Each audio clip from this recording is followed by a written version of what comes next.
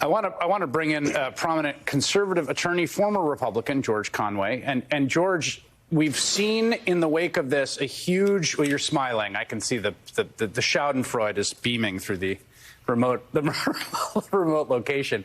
But we have seen a huge amount of A, conservative angst, B, pivoting towards DeSantis, particularly from the Murdoch empire, which seems to have gotten a uniform memo about this. And C, just the recognition that Donald Trump is, you pay a price electorally for Donald Trump. Is that going to sink in, do you think? I think it's sinking in, but I don't know whether it's going to result in Donald Trump being somehow deposed as the leader of this party. He's going to declare himself a candidate. And if you look at the standpoint, you look at things from the standpoint of Ron DeSantis, it still doesn't quite make sense for him to run because Trump will burn down the party before he goes away. And he'll burn down whoever is standing next to him on a podium in a debate stage, no matter what. And in order to beat Donald Trump, you have to go after him hammer and tongue. You can't be nice about it. You have to be mean about it. You have to run ads that trigger him, the way the Lincoln Project ran ads that triggered him a few years ago, 2 years ago. And you can't, no matter what happens, you're going to end up with 20, 30% of the Republican base hating your guts, even if you do manage to beat Trump. But if I want to make a point about what you were just talking about, I think the Democrats were a little complicit in the red wave propaganda. Mm-hmm. Yeah, I think that's fair. And for three reasons. One is they have genuine fear because of what happened in 2016. Secondly, they wanted to scare their voters into showing up. Right. And third, they wanted to lower expectations. And I think the Democrats actually played this pretty smart. Well, I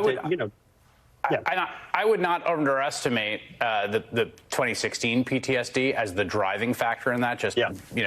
I know a few Democrats, have been around them a little bit, and I think they tend towards the neurotic anyway. But I think that the PTSD of 2016 really exacerbated that. I guess your point about burning down the party, to me, this is the fundamental point.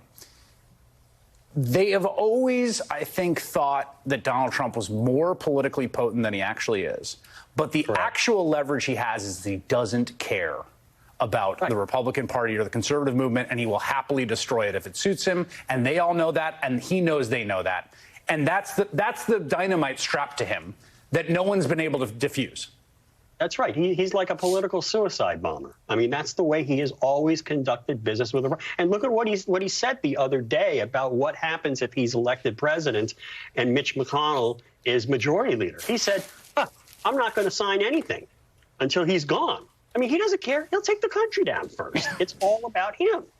That's just the way he operates. And that's why, the question is, do you want to be within, he's going to blow himself up. And the question is, do you want to be within the blast radius? And so you think, what you're saying is that you think DeSantis, because the problem for DeSantis, right, is if you don't move at the right moment, you become Chris Christie. And Chris Christie could have moved and taken a shot in 2012, and he probably would have had a shot at it. And he didn't, and he waited too long, and the moment passed. And then you're saying you think there's a calculation for him to wait. The counter is Trump is going to detonate himself. Right. Don't be around it. You detonate everybody around him. And the other issue is, DeSantis is 44. Yeah, he could do this. Time. He could do this in 2028. He could do this in 2032. He could do it in 2036. And heck, in this country, you could do it in 2080. I mean, we come old. Right? And maybe if there's some magical elixir, we could do this in the 22nd century. Right. But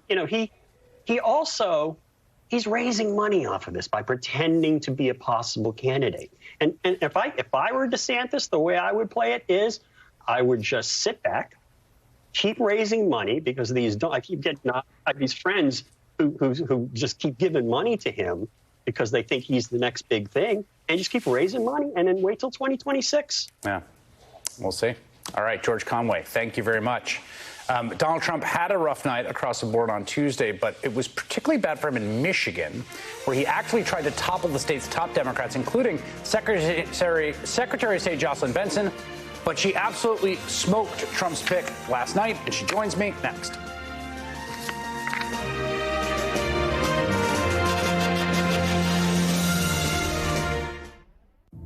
A thin